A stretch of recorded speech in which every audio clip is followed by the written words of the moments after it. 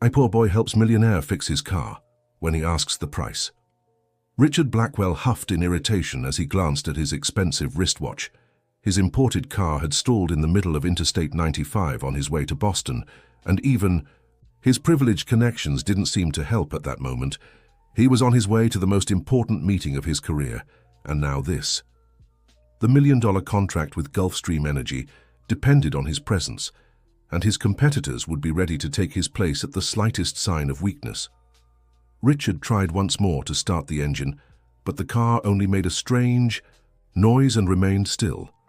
The relentless midday sun beat down on the asphalt, making the heat ripple visibly in the air. He loosened his Italian tie and wiped his forehead with a handkerchief to dry the sweat forming there. His assistant had warned him about the bad weather expected that afternoon, but there wasn't a cloud in sight yet. On any other day, he would have sent his driver or used his private jet, but turbulence the week before had left him wary of flying. That's when he noticed a boy approaching, no older than 9 years old. Wearing worn-out clothes and carrying a small makeshift toolbox, the kid leaned over the open hood of the BMW 7 Series as if he knew exactly what he was doing. "Can I take a look, mister?" the boy asked, already positioning his rusty wrench. Richard raised his eyebrows, a mix of surprise and indignation. Who did this child think he was? "Listen, kid, this car costs more than a house. It's not a toy," he replied sharply, checking his phone again. Still no signal. "I know, mister, but there's a weird noise coming from the engine. Sounds like a fuel pump or ignition problem," the boy explained casually. "When you started the car, did it make a noise like a little bird was stuck inside? And then there was a sweet burnt smell?" Richard's eyes widened, genuinely shocked. That was exactly what had happened right before the car stalled completely. He stood still for a moment. How could this scrawny boy, with dark skin and curly hair, wearing a faded t-shirt, know anything about high-performance German engines? "You know about cars?" he asked, unable to hide his skepticism. "My dad fixed cars at Mr. Jenkins's shop back in the neighborhood. I learned by watching," the boy replied, his eyes fixed on the engine. "My name's Tyler. What's yours?" "Richard," he answered automatically, still suspicious. "Look, my personal mechanic should be on his way." "With that storm coming, it'll take a while," Tyler observed, pointing to the dark clouds gathering quickly. "I can try to fix it. If it doesn't work, you don't have to pay me anything." With few options left and the sky growing more threatening, Richard shrugged. "Fine, but be careful." Tyler smiled and, with surprising skill, began examining the engine. His small hands moved precisely among the complex parts. Richard watched in astonishment as the boy worked like a professional, quickly identifying the issue. "It's the ignition sensor. Bad connection," Tyler explained, pointing to a nearly hidden part. "Happens a lot when the car goes over rough roads." "Impossible," Richard muttered, leaning in to see better. "I just had a full inspection at the dealership in New York City. Cost a fortune." "Well, they don't always check everything, mister," Tyler replied with a shrug that carried wisdom beyond his years. "Sometimes they only worry about the expensive parts. This one's cheap, but without it, the car won't run." The boy worked, with absolute concentration, the tip of his tongue peeking out from the corner of his mouth, as his nimble fingers handled the wires and connectors with surgical precision. Richard watched, fascinated, as the shy boy transformed into a confident professional.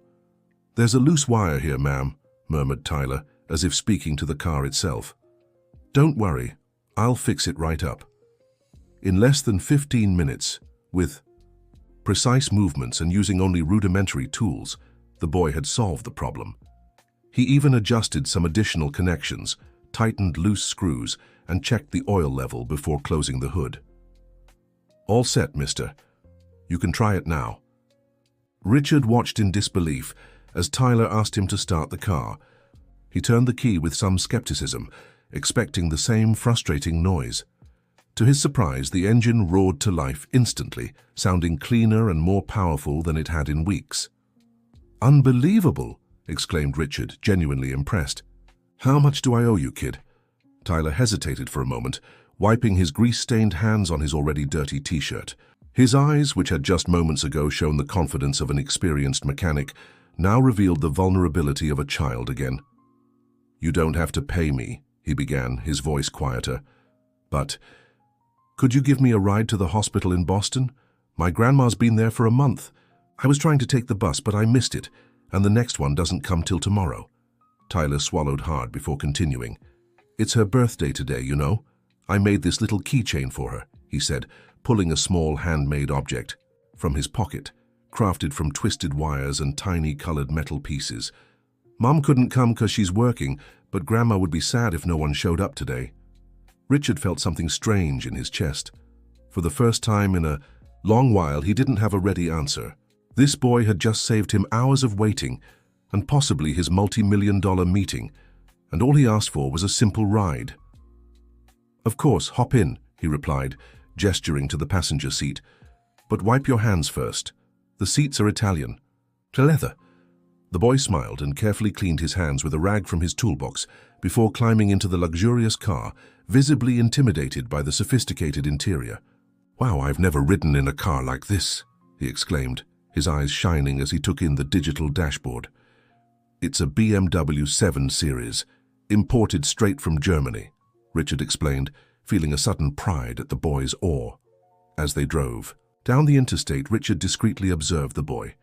He must have been between 8 and 10 years old, yet he spoke with the seriousness of an adult. His clothes were clean, though well worn, and his shoes had several patches. What was a child that age doing alone by the roadside? "So, your grandma's sick?" he asked, trying to sound casual. "Yeah, Grandma Betty had a big heart problem.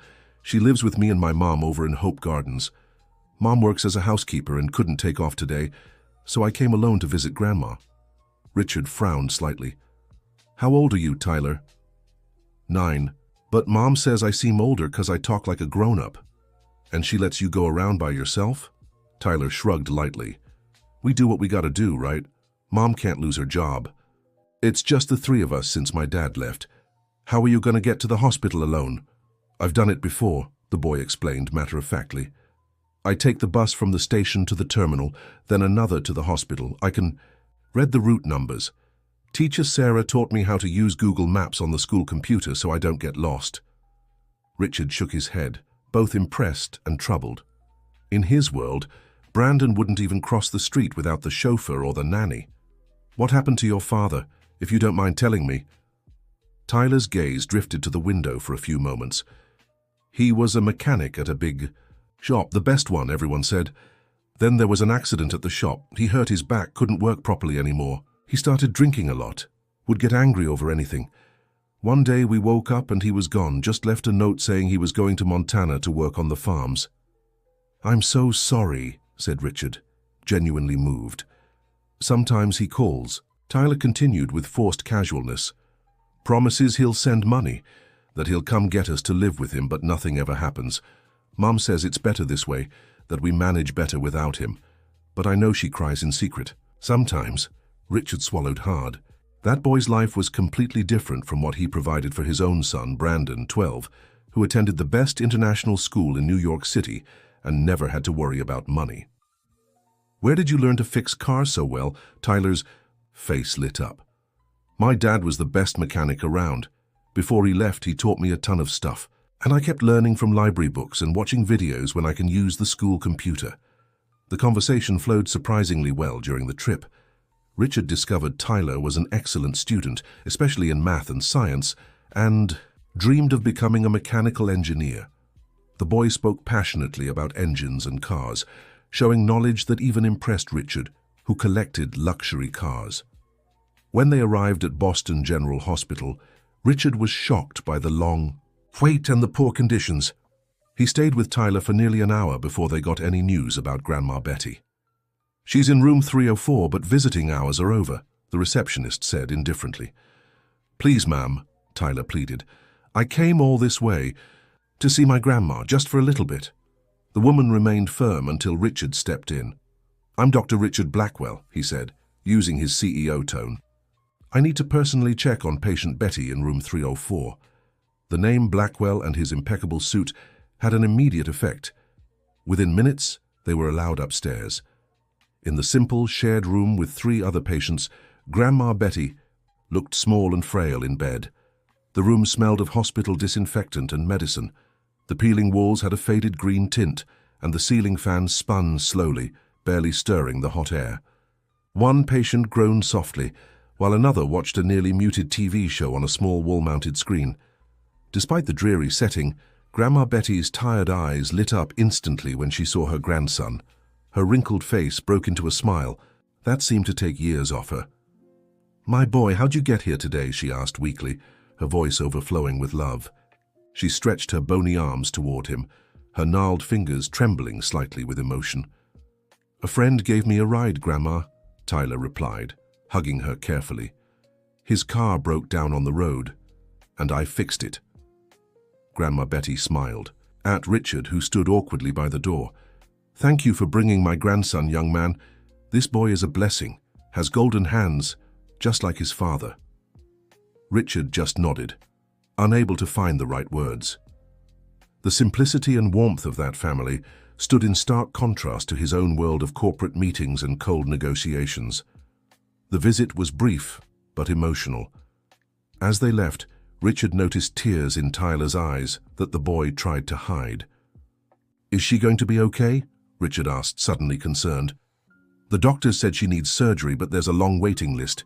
It could take months," replied Tyler with painful maturity. "We're praying and waiting." That answer hit Richard like a punch. In his world, problems were solved with money and influence. He had never needed to wait months for anything in his life. What if she... Richard hesitated, avoiding the word that came to mind. What if she gets worse while waiting? Tyler's face took on an expression no child should know, a mix of controlled fear and premature acceptance of life's harshness. "Mom says we have to be strong no matter what happens. Grandma's been through worse. When Grandpa passed, she raised 3 kids alone, working as a laundress. The doctor said she has the heart of a warrior." Richard felt his throat tighten. He was used to seeing people as pieces in negotiations, resources to be used, obstacles to overcome, allies to win over. But this boy, with his disarming honesty and quiet strength, made him see beyond transactions. "You know what she always tells me?" Tyler continued with a small smile. "Everyone has problems, my son. The difference is some face them head-on and others run away." Once in the car, Richard made an impulsive decision. "Tyler, I'll take you home, but first I need to take care of something. Do you mind coming with me to a quick meeting?" The boy agreed, excited to spend more time in that amazing car. On the way to the Boston Business Center, Richard made several calls. His assistant Jennifer was horrified by his delay for the meeting with Gulfstream Energy executives. "Mr. Blackwell, they've been waiting over an hour. Mr. Thompson has threatened to leave 3 times already. Tell them I'm on my way. And Jennifer, I need you to do something urgent. Call Dr. Williams at St. Luke's Medical Center. Tell him I need an immediate transfer for a patient at Boston General Hospital. Name, Betty, room 304. I want her in. The best available suite today." Tyler stared at Richard wide-eyed, unable to believe what he was hearing. Arriving at the imposing mirrored building, Richard parked his BMW in the reserved spot and turned to Tyler. "Can you wait here? It shouldn't take long," he assured, adjusting his tie. "Sure, Uncle. Good luck in the meeting." Richard hesitated for a moment. "Thanks for the fix, Tyler. You saved my day." Dear listener, if you're enjoying the story, don't forget to like and subscribe to the channel. It really helps us newcomers. Now, back to the story. Entering the meeting. Room Richard found 5 visibly irritated executives. Charles Thompson, Gulfstream Energy's director, was pointedly checking his watch. "Finally, Blackwell, I thought we'd have to reschedule for the 3rd time," he said with thinly veiled sarcasm. "My apologies for the delay, gentlemen.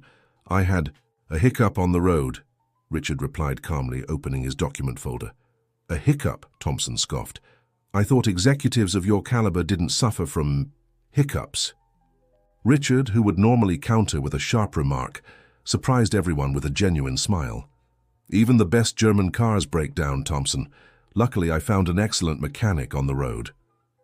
"You found a mechanic in the middle of Interstate 95?" asked another executive, skeptical. Actually, I found a 9-year-old boy with an extraordinary talent for mechanics, Richard replied, noting their doubtful looks. Sometimes help comes from the most unexpected places. The mention of the boy momentarily eased the tension. One of the older executives remarked how his own grandson was obsessed with video games and couldn't even change a light bulb. The conversation drifted to more personal matters for a few minutes before returning to business. The meeting continued tense but productive. The partnership project between Blackwell Enterprises and the state-owned company to build a port complex along the Massachusetts coastline was about to be finalized after 2 years of negotiations. The numbers were impressive. $2.3 billion in TWOM investments, the creation of over 5,000 direct and indirect jobs, and a 30% increase in the state's export capacity. When all the documents were finally signed, Richard felt an odd emptiness. It was the biggest contract of his career, one that would practically double his company's value, but his thoughts kept returning to Tyler and his sick grandmother. He returned to his car nearly 2 hours later and found the boy asleep in the passenger seat. For a moment he watched his peaceful face and thought of his own son, who was likely playing video games in his 500-square-foot bedroom. "Tyler, wake up," he called softly, touching the boy's shoulder. "Let's get you home."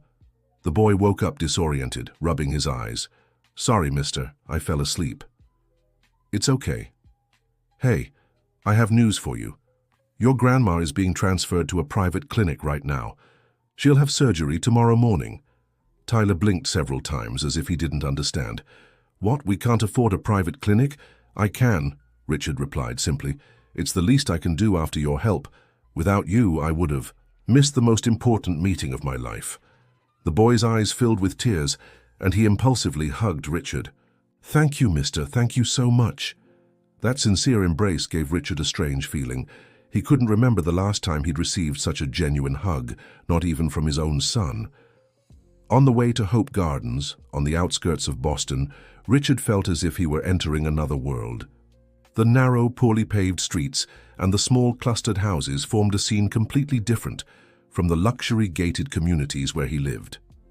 Tyler pointed to a small brick house with a well-kept little garden in front. "This is it, mister." As they parked, they saw a young woman rushing out, her face desperate. "Mom!" Tyler shouted, jumping out of the car and running toward her. The woman hugged her son tightly, tears streaming down her face. "Tyler, thank God, I was so worried when I didn't find you at school. Where were you?" "Mom, Grandma's getting surgery. This man helped us." Amanda, Tyler's mother, looked suspiciously at Richard as he approached awkwardly. She was a beautiful woman, though her face showed obvious exhaustion. "Who are you?" she asked defensively. "Richard Blackwell. Your son fixed my car on the highway today and only asked for a ride to visit his grandmother at the hospital as payment." Amanda's expression softened slightly. "Tyler's always been fascinated by cars, just like his father," she said, running her hand through her son's hair. "Thank you for the ride, but what's this about surgery?" Richard briefly explained what he had done, watching disbelief grow on Amanda's face. "We can't accept this, sir. It's too much money," she protested. "Consider it payment for your son's excellent work. He saved my business meeting, which is worth millions. A heart surgery is the least I can offer in gratitude." Amanda seemed torn between pride and need. "Mom, please," Tyler begged. "It's for Grandma." After a moment of hesitation, she nodded. "How can I thank you, sir?" "So you can start by calling me Richard," he smiled. "And maybe invite me in for coffee. I should explain the details of Grandma Betty's transfer." That simple coffee in Amanda's modest kitchen would forever change the course of their lives. Richard, accustomed to luxury restaurants and meetings in opulent rooms, felt strangely comfortable, sitting at the Formica table, drinking freshly brewed coffee and eating homemade bread. Amanda revealed herself to be a strong, proud woman who had been raising her son alone since her husband abandoned them 3 years earlier. She worked as a house cleaner in several homes, studied at night to finish high school, and dreamed of opening a small sewing business. Tyler got his father's intelligence, but thank God he didn't inherit his irresponsibility, she remarked, looking fondly at her son as he showed Richard his modest bedroom. "He's my pride. Studies so hard, never complains about anything." Richard felt a growing admiration for this family that, despite their hardships, remained united and hopeful. When they finally said goodbye, it was already night. Richard promised to pick them up the next morning to go to the clinic. "You don't have to trouble yourself any further, Mr. Blackwell," Amanda said. "You've already done so much for us. Today." "It's no trouble at all," he insisted. "And please just call me Richard." As he turned to leave, Richard noticed a small framed picture on the living room wall. It was a drawing, clearly made by Tyler, showing 3 stick figures, a woman, a boy, and a grey-haired lady. Below it, in childish handwriting, was written, "My family is small but big in love." That simple image, with its profound message, tugged at his heart. His own home in New York City, with all its empty rooms and expensive artwork, had never conveyed such warmth. On the way to his luxury hotel, Richard couldn't stop thinking about Tyler. His phone, which had finally regained signal, wouldn't stop ringing. He ignored the business calls but answered when he saw Brandon's name on the screen. "Dad, where are you? We were supposed to play video games today." His son's voice sounded hurt but not surprised. It was a familiar disappointment. Richard felt a wave of guilt. He had completely forgotten his promise to his son. "Brandon, I'm sorry, I had car trouble on the road and—" "It's fine," the boy interrupted with premature resignation. "Mom already said you probably wouldn't come anyway. Son, I gotta go. We'll talk later." The call ended before Richard could explain. He felt an unusual sense of failure that no million-dollar contract could make up for at that moment. The boy's exceptional mechanical skill was rare. He made a mental note to talk to Paul, the manager of the garage that maintained his imported car collection in New York City. Maybe he could arrange something to help the boy develop his talent. The next morning, when he picked up Amanda and Tyler from their modest home, Richard noticed how neatly dressed they were in what were clearly their best clothes. Amanda wore a simple but elegant dress, probably sewn by herself, and Tyler had on jeans and a shirt that looked new, though slightly too big for him. "So you both look sharp," Richard remarked, touched by their effort. "We couldn't just show up any old way at a fancy clinic," Tyler explained, adjusting his collar. "This is my cousin's. He lent it to me." At St. Luke's Medical Center, one of the most expensive hospitals in Boston, Grandma Betty had been settled into a private suite. The change in her appearance was remarkable. She looked stronger and more hopeful. When she saw her daughter and grandson enter the room, she broke into a wide smile. "My darlings, what kind of hospital is this? They even have a TV in the room," she exclaimed, pointing at the flat screen on the wall. Amanda hugged her mother carefully, tears of relief streaming down her face. "Mom, Mr. Blackwell is going to pay for your surgery. Tyler fixed his car yesterday." Grandma Betty looked at Richard with gratitude. "God bless you, my son. I don't know how to thank you." "You don't need to thank me. Your grandson is a mechanical genius. He deserves all the recognition." Dr. Williams, one of the country's most renowned cardiologists and a personal friend of Richard, entered the room to explain the procedure. The surgery would take place that afternoon, taking advantage of an emergency slot that had opened up. "Grandma Betty is in good hands," the doctor assured. "The procedure is relatively simple for our team, but it would take months of waiting." In the public system, Richard noticed the worried expression on Amanda's face as the doctor explained the technical details of the surgery. Instinctively, he placed a hand on her shoulder in a gesture of support that surprised them both. She gave him a look of gratitude that made him feel something he hadn't experienced in a long time. While they waited for the surgery time in the clinic's cafeteria, Richard received a call from his lawyer in New York City.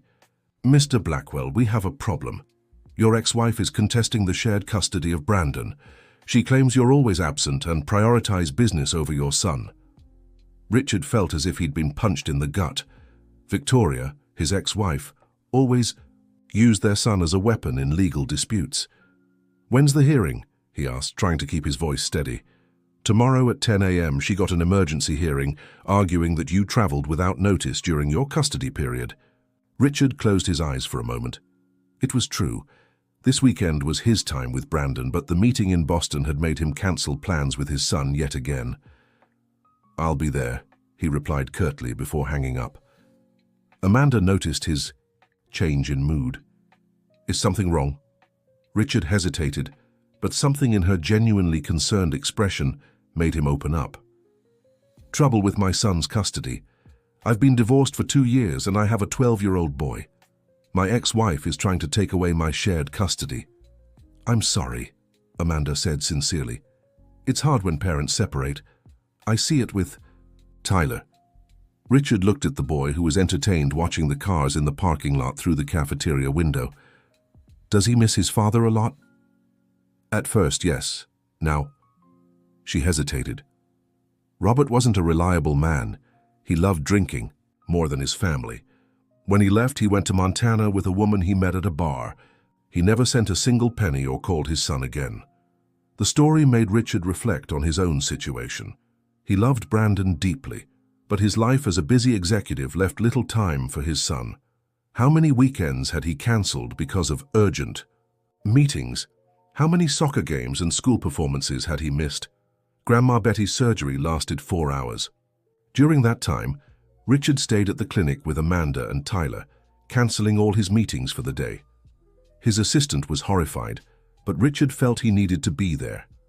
Over the 4 hours, Amanda alternated between periods of tense silence and fragmented conversations with Richard. Tyler remained strangely calm, as if he'd developed an early ability to handle extreme situations. "She's strong," the boy repeated whenever his mother showed anxiety. "Grandma's been through worse." Richard observed the dynamic between mother and son, noticing how sometimes Tyler took on the role of the family's emotional pillar despite his young age. It was a role reversal that unsettled and moved him at the same time. As they waited, Richard received several calls from his assistant about the meeting with foreign investors scheduled for that afternoon. One of them would be particularly crucial: representatives from an Arab fund that could inject hundreds of millions into the port project. "Sir, they insist your presence is indispensable," informed the assistant, visibly stressed. "Sheikh Al-Rahman came personally and only has today available before heading to Canada." Richard looked at Amanda and Tyler, seated near him in the waiting room. The woman bit her lower lip, trying to hide her worry. The boy flipped through an old medical magazine, likely not understanding the technical content but seeking any distraction. "Tell them a family commitment came up that can't be postponed," replied Richard, surprising himself with how naturally the decision came. "Apologize on my behalf and reschedule for when the Sheikh returns from Canada." "But sir, this could jeopardize the entire funding. They have other projects under consideration and—" "Michael can lead the meeting. He knows the numbers as well as I do. I trust his ability," concluded Richard, hanging up afterward. Amanda had overheard the conversation and stared at him with an unreadable expression. "It was important, wasn't it?" "Nothing that can't wait," he replied simply. It was then that she, for the first time, took his hand in hers, a simple gesture of connection that meant more than any words. When Dr. Williams finally appeared in the hallway with a smile, everyone sighed in relief. The doctor looked tired, but satisfied. The surgery was a success. Grandma Betty has a strong heart despite the issues. She should recover fully with proper care. "Were there any complications, doctor?" asked Amanda, noticing something in his expression. "We found some additional blockages that didn't show up in the initial tests. We had to implant a stent in addition to the planned valve, but we managed everything." "What if she had been in a public hospital?" Tyler asked unexpectedly. The doctor hesitated, glancing briefly at Richard before answering honestly. "She would have needed 2 separate surgeries, likely months apart." Tyler hugged his mother tightly, and they both cried with joy. Richard felt a lump in his throat, watching the scene. This was what family meant, being there for the important moments, the hardships, the joys. That night, Richard returned to New York City in his private jet, his thoughts conflicted. He needed to be present for the custody hearing the next morning, but he couldn't shake the image of Tyler, Amanda, and Grandma Betty. That humble family had taught him more about values in 2 days than he'd learned in years of MBAs and corporate leadership courses. His penthouse in the Upper East Side had never felt so empty and cold. The expensive furniture, the valuable artwork, none of it held the warmth he'd felt in the small brick house in Hope Gardens. The next morning in family court, Richard faced the accusing glare of Victoria. an elegant woman who had long stopped loving him but never stopped trying to control him through their son. Mr. Blackwell is consistently absent during his scheduled weekends, her lawyer argued. He cancels plans with his son constantly, prioritizing business meetings and trips. Even when he was supposed to be with Brandon this weekend, he was in Boston closing yet another million-dollar deal. Richard listened in silence, acknowledging the truth in those accusations. When it was his turn to speak, he stood calmly. "Your Honor, I won't deny I've made mistakes. I've prioritized my career many times when I should have prioritized my son. But something happened this weekend that changed my perspective." Then, to everyone's surprise, including his own lawyers, Richard told the story of Tyler, the boy who had fixed his car and taught him the value of family. This 9-year-old boy was willing to face any hardship to see his sick grandmother. His mother works at 3 different houses as a cleaner to support them. They have almost nothing materially, but they have something I, with all my millions, don't. They have each other unconditionally. Victoria rolled her eyes, likely interpreting this as just another one of Richard's emotional tricks to impress the judge. "I realized I'm an absent father, not because I need to be, but because I chose to be," Richard continued. "My company has 5 competent vice presidents. I have assistants. I have entire teams that could handle many of the issues I insist on resolving personally. I do it because it's easier to be a successful executive than a present father." Looking directly at the judge, Richard made an unprecedented offer. "Starting today, I commit to completely reorganizing my professional life. I'll work remotely, on Fridays so I can pick up my son from school. I won't schedule meetings on the weekends. I have custody of him, and most importantly, I'll be present not just physically, but emotionally. I only ask for a chance to prove I can be the father Brandon deserves." The judge, a middle-aged man with years of experience in broken families, studied Richard for a long moment. "Mr. Blackwell, words are easy. Actions are what matter." "I completely agree, Your Honor. That's why I have a concrete proposal. Keep the shared custody arrangement for a 3-month probationary period.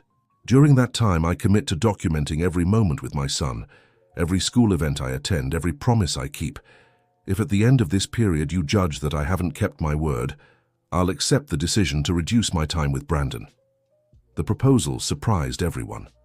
After some deliberation, the judge ruled, "I'll grant this probationary period, but I warn you, I'll be watching closely, including with social workers making surprise visits. If I find you neglecting your son again, Mr. Blackwell, custody will be modified immediately." As they left the courtroom, Victoria approached Richard. "What kind of show was that, Richard? Since when do you care about poor families?" "It wasn't a show, Victoria. I met people who made me rethink my priorities." "I doubt it'll last a week," she scoffed.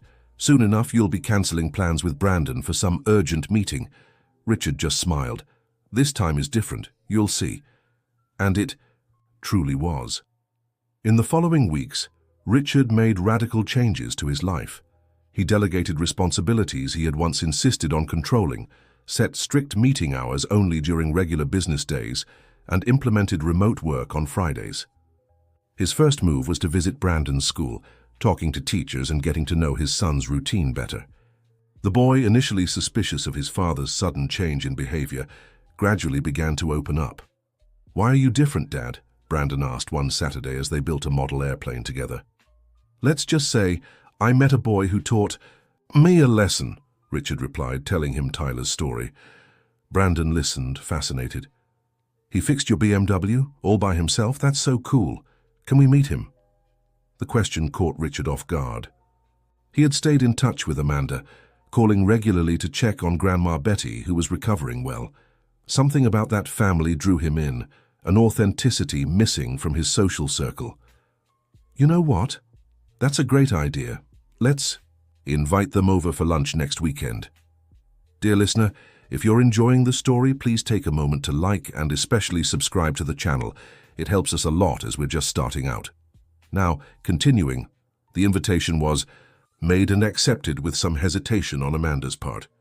On the agreed Sunday, Richard sent a driver to pick them up, knowing it would be difficult for them to reach the luxury gated community in the Upper East Side on their own. Seeing Tyler, Amanda, and Grandma Betty, now recovered from surgery, Timidly arriving at his mansion stirred a strange mix of pride and embarrassment in Richard. He was happy to welcome them, but suddenly aware of the absurd contrast between their lifestyles. Brandon and Tyler, however, connected instantly, as only children can. "Do you like cars? Come see my dad's collection," Brandon exclaimed, pulling Tyler by the hand toward the garage. Richard watched the boys run off, followed by Grandma Betty, who walked slowly, still recovering from surgery. "Your home is beautiful," Amanda remarked, visibly uncomfortable amid the luxury. "It's too big for just 2 people," Richard replied honestly. "Brandon is only here every other weekend. Most of the time I'm alone in all this space."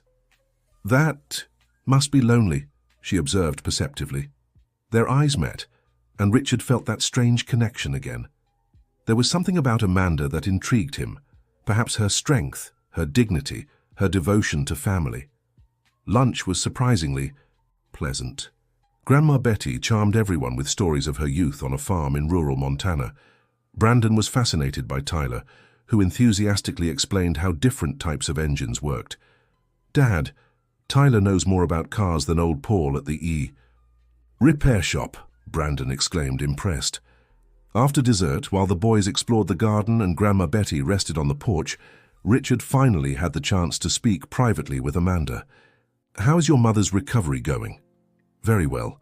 The doctors were amazed at how quickly she's healing," Amanda replied. "I'll never be able to thank you enough for what you've done for us." "No need to thank me. In fact, I should be thanking you. Meeting you all has changed my life." She looked at him curiously. "How so?" Richard told her about the custody hearing, the changes he'd made to his routine, and his growing closeness with Brandon. "You reminded me what truly matters in life. I spent years accumulating money, cars, properties, while my relationship with my son deteriorated." Amanda smiled gently. "Sometimes we need to see life through someone else's eyes to recognize our own mistakes." The afternoon passed quickly, and soon it was time for Amanda, Tyler, and Grandma Betty to return home. As they said goodbye, Richard made an unexpected offer. "Amanda, you mentioned you dream of opening a small sewing business, right?" She nodded, surprised he remembered. "I've been looking to invest in small ventures. I'd like to be your investor without interfering in management. You'd have full creative and administrative control." Amanda stood still, processing the offer. "Why, you barely know me." "Let's just say I'm diversifying my investments," Richard smiled, "and betting on people of worth." After a moment's hesitation, she shook her head. "I appreciate the offer, Richard, but I need to achieve this on my own. I don't want to depend on anyone again." Her response, rather than offending Richard, only deepened his admiration for her. How many people would turn down easy money on principle? "I respect your decision, but know the offer stands." As the car that would take them home drove away, Brandon looked at his father thoughtfully. "They're nice, aren't they? Even though they don't have money." "Yes, son. They have something far more valuable than money." "What?" "Dignity, integrity, and a lot of love for each other." Weeks turned into months, and Richard's life continued its transformation. His commitment to being a more present father not only improved his relationship with Brandon, but also brought a new perspective to his business. At a board meeting, he surprised everyone by proposing a new corporate social responsibility policy. The atmosphere was tense, with several executives visibly bothered by the 2% drop in quarterly profits, a direct consequence of Richard's schedule changes to be more present in Brandon's life.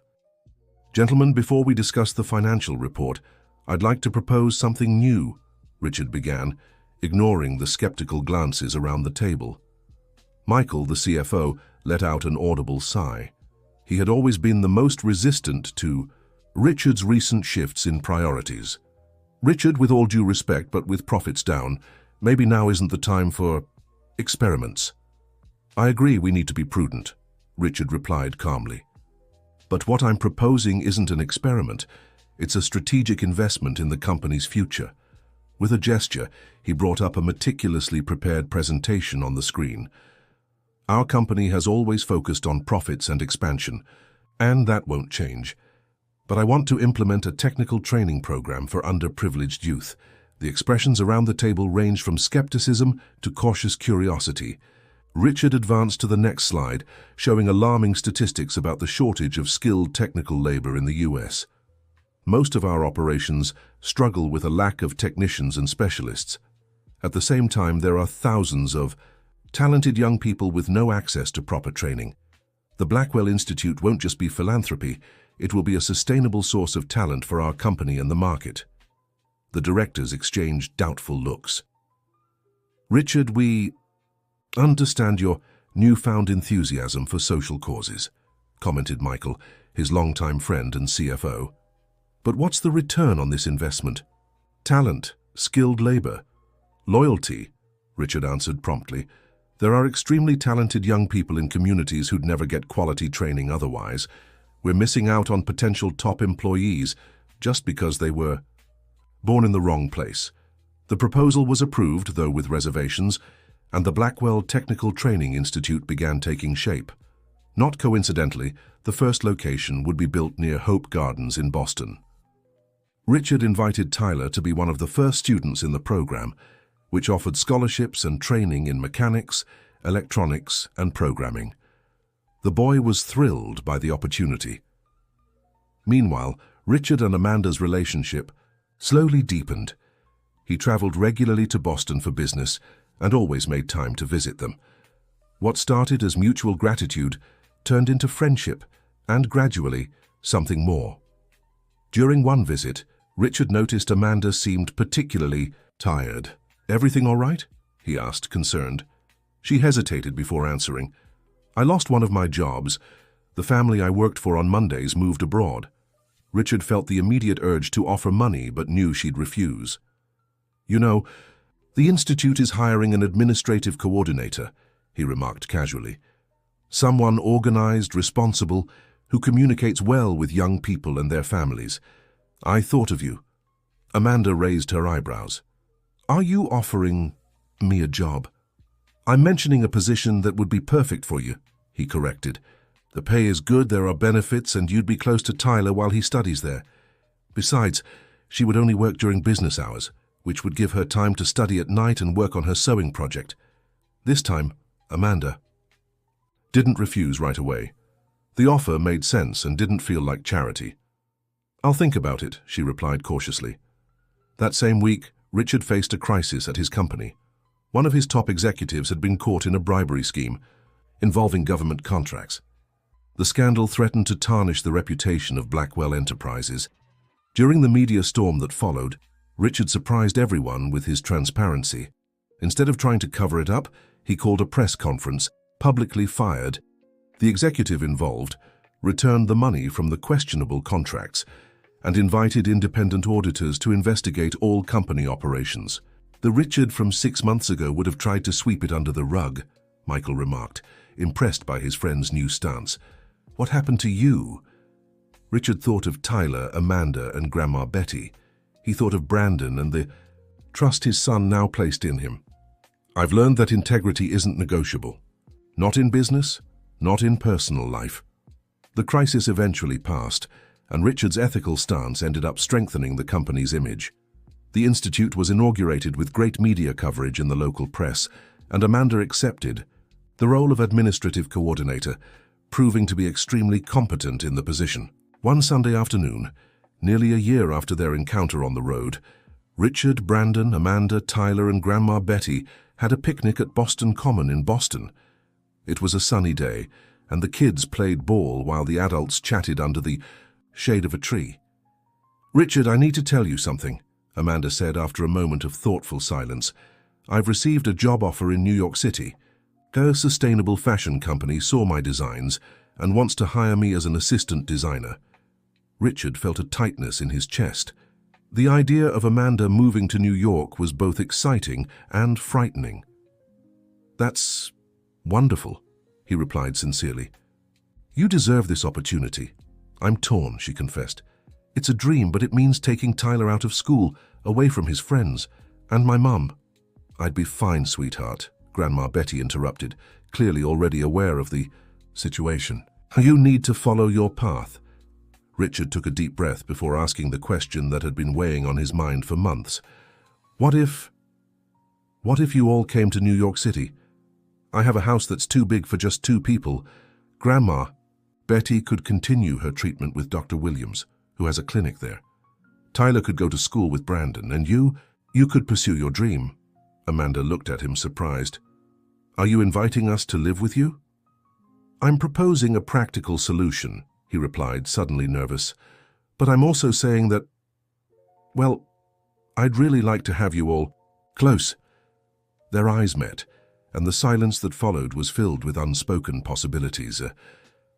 That night, while Tyler and Brandon slept, exhausted after a day of playing, and Grandma Betty watched her favorite soap opera in the living room, Richard and Amanda sat on the porch of the house he'd rented in Boston. I know my invitation was unexpected, Richard began. It was, she agreed, but it was also sincere, and that means a lot. Amanda, ever since I met you and Tyler, my life has completely changed. I've rediscovered what's important. I've reconnected with my son. I've transformed my company, and I've discovered feelings I thought I'd never have again. She lowered her eyes, a faint blush coloring her cheeks. I feel something for you too, Richard, but I'm scared.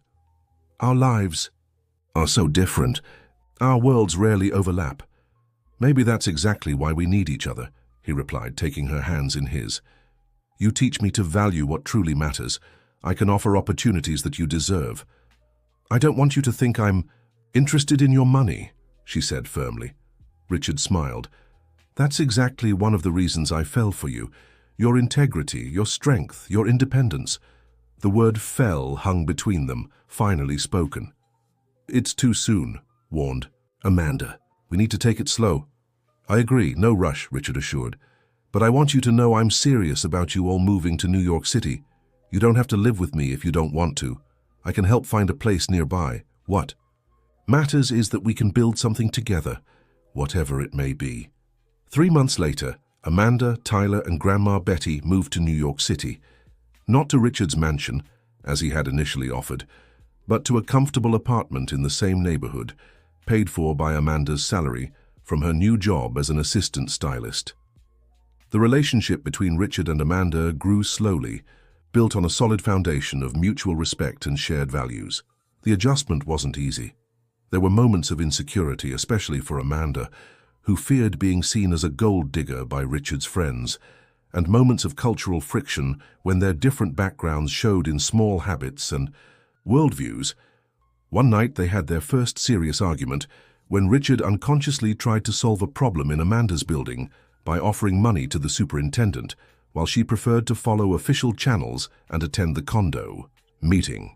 I don't want people to think I use your influence to get special treatment, she explained. I need to earn my place on my own. At first, Richard didn't understand, but over time, he came to admire Amanda's fierce integrity, while she learned that sometimes using available resources didn't mean compromising her principles.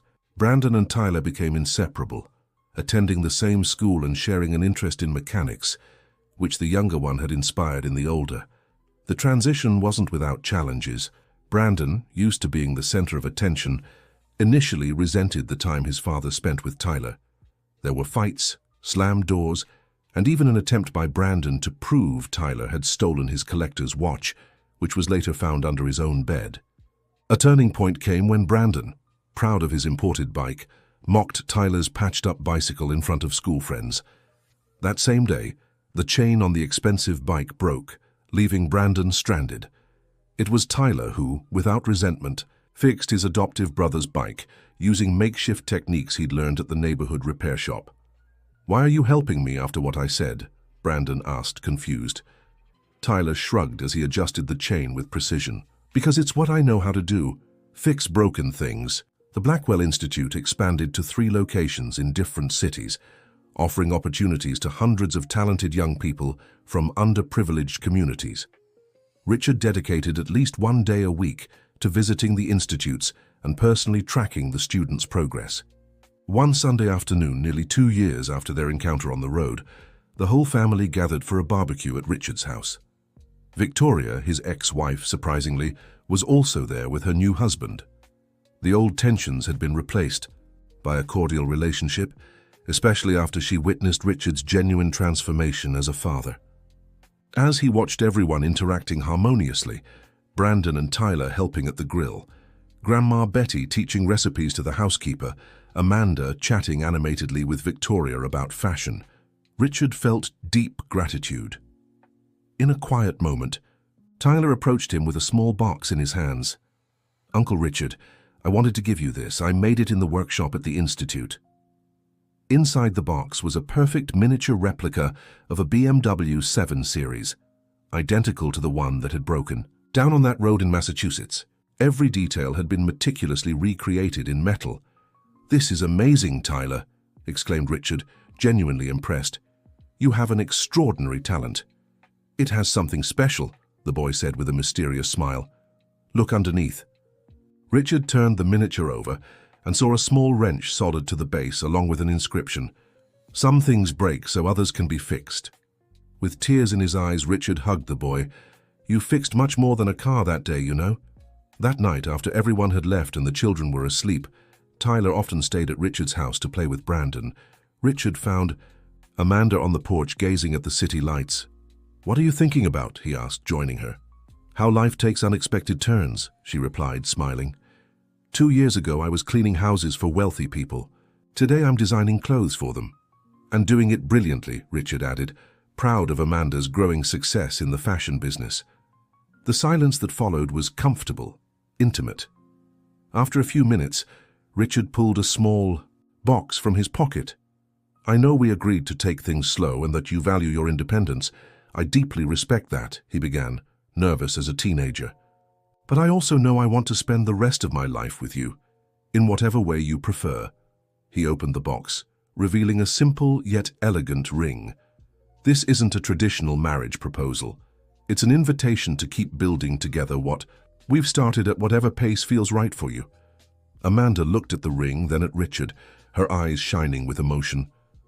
"I love you," she said simply. "And yes, I want to build a life with you, whatever that looks like."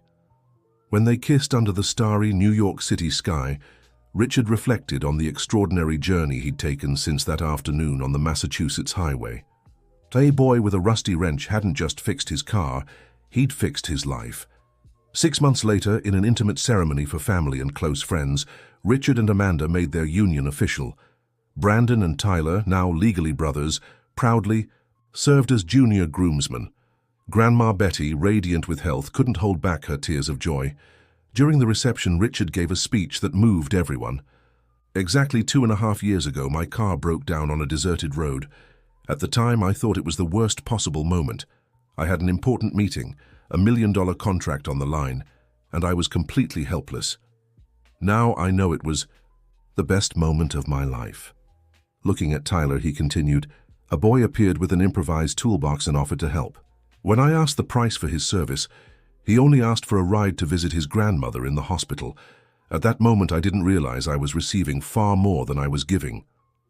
Turning to Amanda, his eyes filled with tears, he said, "That ride led me to you, to true love, to a new family, and to a new purpose. When I asked the price, I never imagined the answer would completely change my life." The Blackwell Institute continued to grow, becoming a national benchmark for technical training for young people. Tyler, now a teenager, stood out as a prodigy in mechanical engineering, developing innovative projects for more efficient and sustainable engines. Brandon, inspired by his adoptive brother, discovered his own passion for teaching and began volunteering as a math instructor at the Institute. The experience transformed the once spoiled son of wealthy parents into a young man sensitive to social inequalities. Amanda launched her own sustainable fashion line, using recycled materials and employing women from underprivileged communities. Her talent, combined with her social awareness, quickly made her one of the country's most respected designers.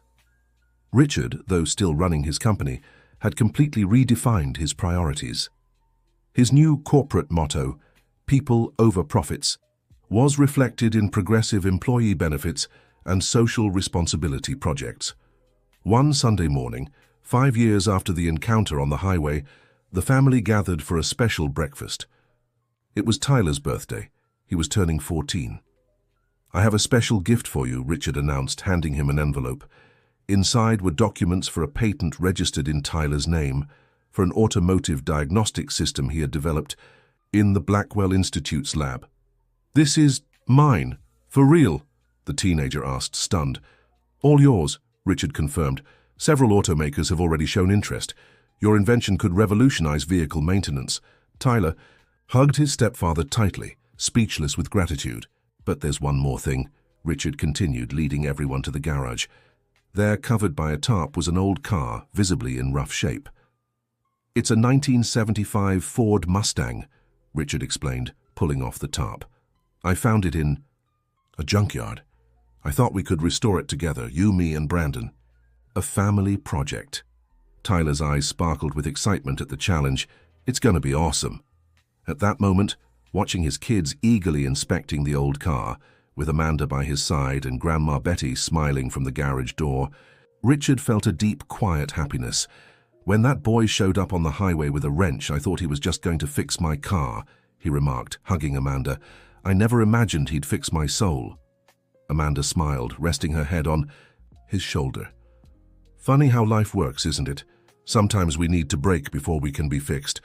Richard nodded, remembering the inscription on the miniature Tyler had given him years before.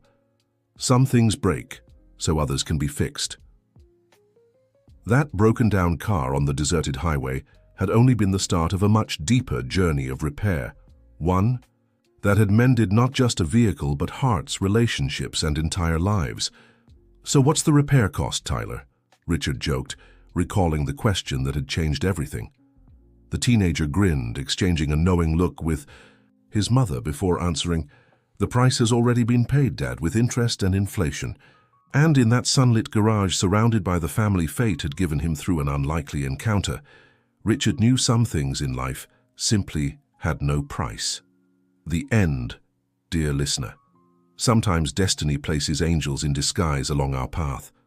Have you ever met someone who transformed your life? Share your story in the comments and let us know where you're listening from. Don't forget to like and subscribe for more heartwarming stories like this one.